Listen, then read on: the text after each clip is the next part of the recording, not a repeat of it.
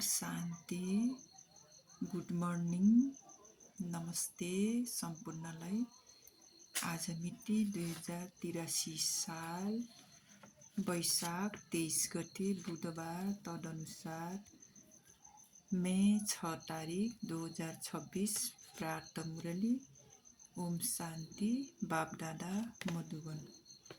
आज प्राण प्यारे शान्तिको सागर, ज्ञानको सागर शिव बाबाको महावाक्यको मुख्य सारमा छ, मिठे बच्चे तिमी सम्पूर्ण पावन बनेपछि मात्र बाबाले तिम्रो बलिहारी स्वीकार गर्नुहुन्छ।